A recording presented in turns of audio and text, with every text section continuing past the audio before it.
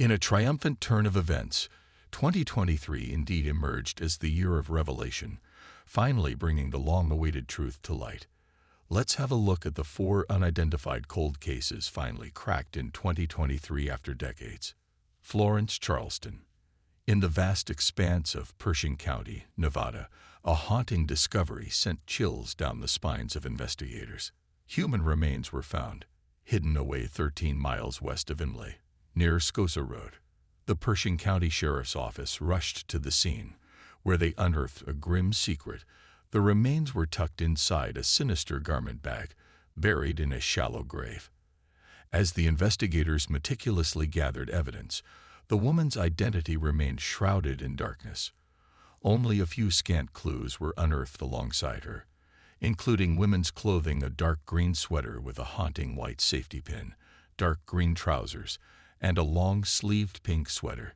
Transported to the Washoe Medical Center in Reno, Nevada, for examination, the medical examiner embarked on a quest to piece together the truth. The remains belonged to a mysterious Caucasian female, her age estimated to be between 40 to 50 years old at the time of her demise. The veil of mystery thickened as the condition of her remains offered no immediate answers. Yet, a haunting suspicion lingered. Foul play was believed to be the cruel orchestrator of her untimely end. With no name, no past, and no leads to follow, this enigmatic case left investigators determined to unveil the woman's identity, giving her the justice she deserved. The echoes of unanswered questions reverberated through the corridors of justice as they tirelessly sought to shine a light on the shadows surrounding this unidentified soul. During the course of the investigation, in May of 1979, the Pershing County Sheriff's Office requested the investigative assistance of the Nevada Department of Public Safety Investigation Division, which led to an extensive investigation in an attempt to identify the woman. The investigation included the submission of dental records for comparison purposes. They worked with the FBI to obtain identifying information from the articles of clothing. A mitochondrial DNA profile was obtained from the woman, and a facial reconstruction was made, not only to give you nightmares, but also in hopes that someone recognized the woman. Investigators entered the case into the National Missing and Unidentified Persons System. Investigators followed up on many tips and compared numerous missing people's reports without establishing a significant lead. Despite investigators' efforts, the identity of the woman remained a mystery. She then became known as the 1978 Imlay Jane Doe. For over 44 years, she would remain unidentified. Then, in March 2022, investigators, along with NamUs, enlisted the assistance of Othram in hopes of identifying the unknown woman. Funding for the advanced DNA testing and forensic genetic genealogy used in this case was provided by NamUs, a national clearinghouse that assists the criminal justice community with the investigation and resolution of missing, unidentified, and unclaimed persons cases across the United States and its territories. Forensic evidence was submitted to Othram's laboratory in the Woodlands, Texas, and Othram scientists used forensic-grade genome sequencing to develop a comprehensive DNA profile for the unidentified woman. Othram's in-house genealogy team used the profile to develop investigative leads that were returned to law enforcement investigators. David Middleman, the CEO and author of Othram, stated that their advanced technology allows them to find individuals who are remotely related. He mentioned that the genetic relatives they discover might not be the ones you invite over for holidays, but they could be distant family members, like third or fourth cousins. Detective Sean Coster revealed that the genealogy profile processed from the remains was successfully matched to a couple residing in Ohio. Eventually, Nevada State Police located and tested the DNA of Florence's granddaughter, Donna Taylor. In March 2023, they made an astonishing discovery that Donna and the remains found near Imlay, Nevada, were a 100% family match. Donna expressed her initial disbelief when the detective first contacted her, thinking it might be a joke. Later investigations revealed that Florence moved to Portland, Oregon, sometime during the early 1970s, and her family lost contact with her around 1978. According to Florence's family, she was known for her fun-loving nature and being easy to be around. Diane Liggett, Florence's sister, remarked that every child should have an aunt like Florence, and they fondly recalled the joyful times they had with her growing up. Florence, born in 1911, led a happy life with her husband until he passed away. Donna Taylor noted that after her husband's death, Florence became somewhat dependent on men. Donna, who was still a child at the time, shared that Florence moved from their hometown, Cleveland, Ohio, to an apartment on Southeast Milwaukee Avenue in Portland, alongside her boyfriend. Donna recalled how the boyfriend mentioned that they traveled to Hawaii to search for a condo to buy, and upon their return to the Portland airport, Florence ran away from him. Over time, Donna coped with the belief that her grandmother lost her job and ended up on the streets, where she met her unfortunate end. The last time Donna spoke to her grandmother was in 1977, when she was in high school as a junior. It took a year before Florence's body was found. Donna remains committed to bringing her grandmother back to Cleveland for a proper funeral. She longs to see her once again, as Florence had been lost for far too long. Donna plans to bury her in the cemetery alongside her son, her father. As the investigation into Florence's case continues, the quest to unravel the truth persists. Juana Rosas Zagal, a passerby in Beaumont, California, found the body of a woman who could not be recognized. The find was made in an agricultural area with hills and a ravine south of Highway 60 eastbound near Gilman Springs Road.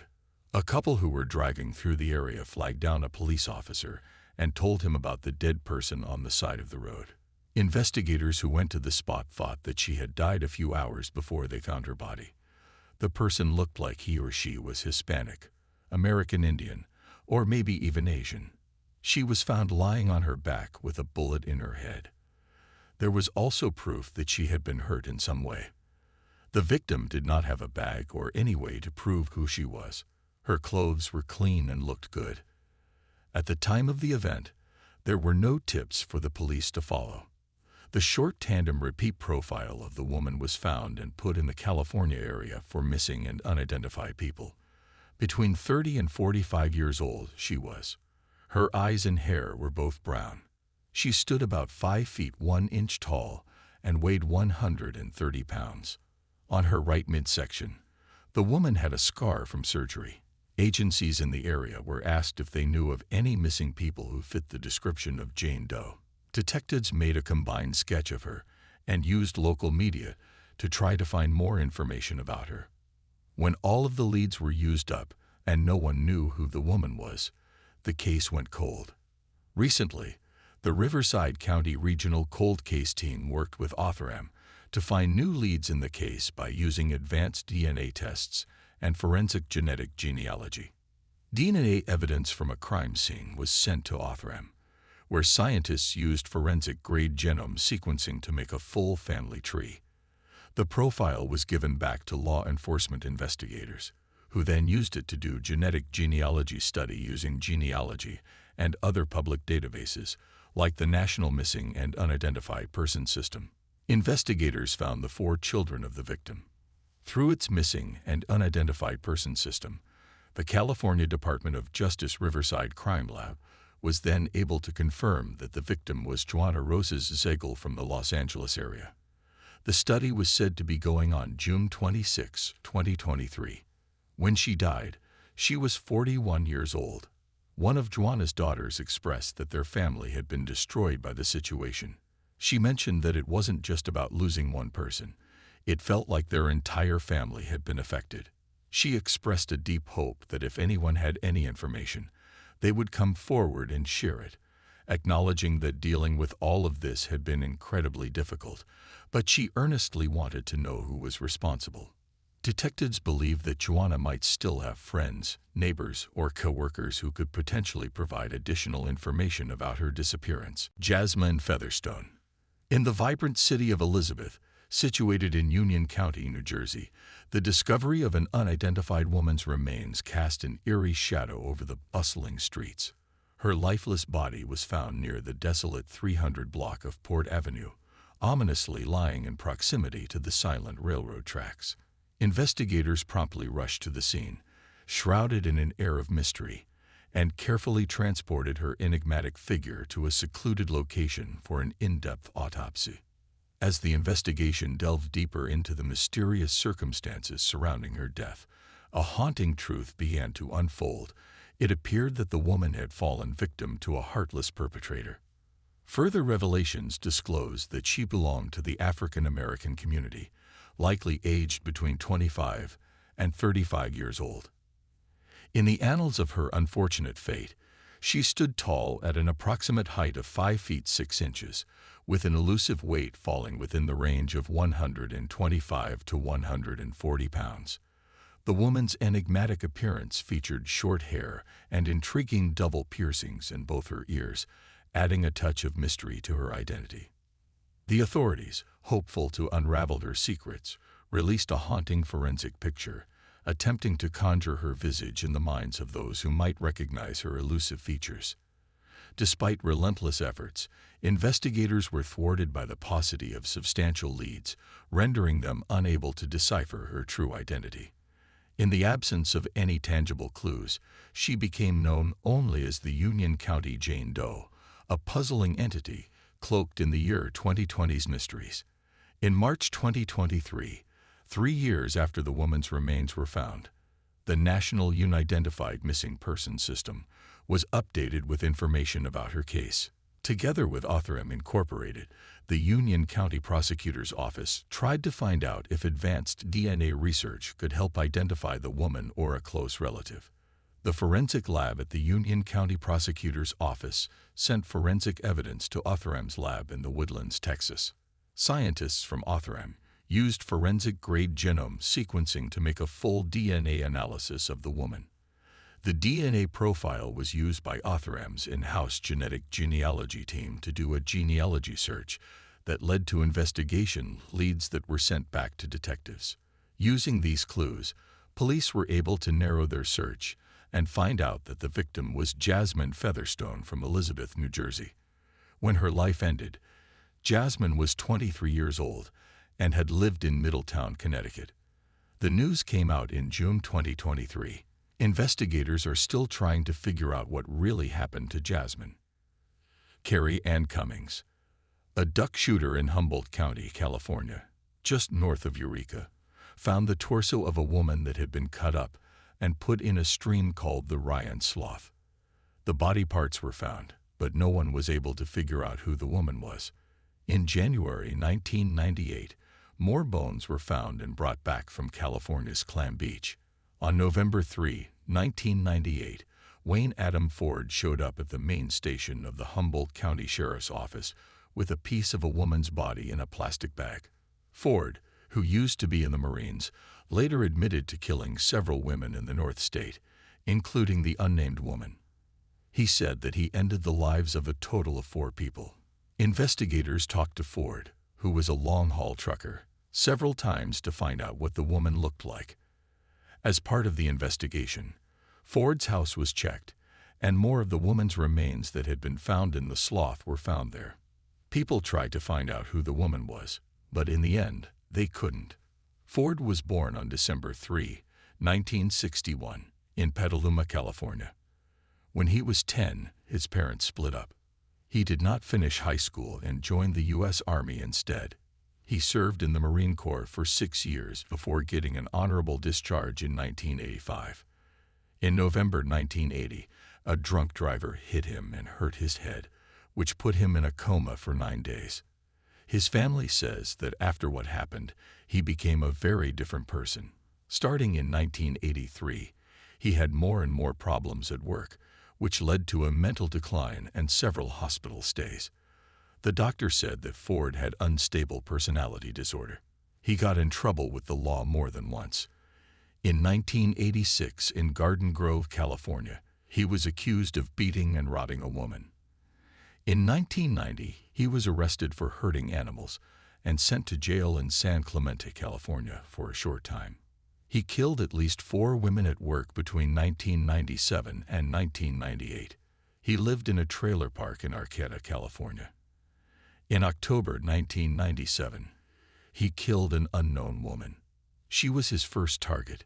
In June 2006, a San Bernardino County court found Ford guilty of killing the 4 women and sentenced him to death in August 2006. He is still in prison in California at the San Quentin State Prison. Investigators from the Humboldt County Sheriff's Office never gave up trying to find out who Ford's unknown female victim was over the years. They always looked through reports of missing people from the whole West Coast to find answers.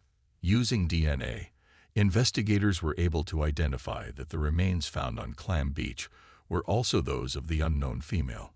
Both the California Missing Persons DNA Database and the National Unidentified Persons DNA Index have the DNA. In the combined DNA index system, the DNA profile was often looked up against records of both missing people and other human remains.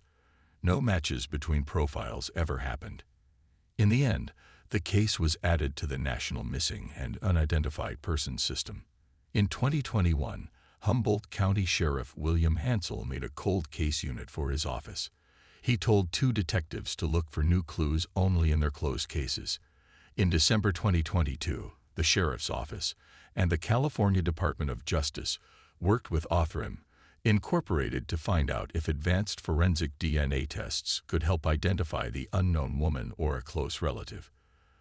The California Department of Justice and Othram took DNA from the unknown woman's remains. Scientists from Othram used forensic-grade genome sequencing to create a full DNA profile for the subject. Using this profile and forensic genealogy, a close cousin of the victim could be a possible DNA match. Investigators got in touch with the cousin and asked if they knew of any missing family members. The family friend said that Kerry had been missing since the middle of the 1990s. Investigators were able to find Kerry's sister, Kathy, and she confirmed that Kerry had not talked to his family since 1997. Kathy gave police a sample of her DNA, which was then matched to the DNA sample taken from the remains of the unknown woman. These DNA profiles were proven to be a match in terms of genealogy. The remains are now officially known to be those of Kerry Ann Cummings, who was born in 1972. When she died, she was 25 years old. Kerry's last interaction with her family was in 1997, when she told them she was couch surfing in the Eugene, Oregon area. At the time, she had not been getting treatment for her mental illness, even though her family asked her to come home many times, but she refused. Kathy informed the police that Kerry had been beautiful, funny, smart, and an artist. She also mentioned that Kerry had a remarkable ability to make them laugh. Kathy expressed her deep sorrow over how mental illness had profoundly affected Kerry's life in just a span of 2 short years. Kathy also told the police that Kerry's parents tried to report her missing in Arizona and Oregon after she went missing. They even hired a private investigator, but because of the rules in place at the time, there was never a report of a missing person. Kerry's disappearance had never been officially reported, and she was not listed in any national database of missing persons. Kathy revealed that, unfortunately, during that time, they were told that Kerry was considered an adult, and she had seemingly chosen her own lifestyle. Law enforcement had limited options as long as she wasn't considered a threat to herself or others, which made it challenging to pursue her case. As the internet expanded, Kathy took matters into her own hands, searching for any trace of Kerry on websites like Namus. She specifically looked for mentions of Kerry's distinctive tattoo and searched through pictures of unidentified Jane Does. Kerry's likable personality left a lasting impact on those who knew her. The Humboldt County Coroner's Division is currently collaborating with Kerry's family to grant permission for her burial alongside other deceased family members. Sheriff William Hansel expressed gratitude towards the California Department of Justice DNA Lab and Othram for their invaluable contributions in solving this case. Although the pain of losing Kerry can never be fully alleviated, Sheriff Hansel hopes that her identification will bring some closure to her family and the community.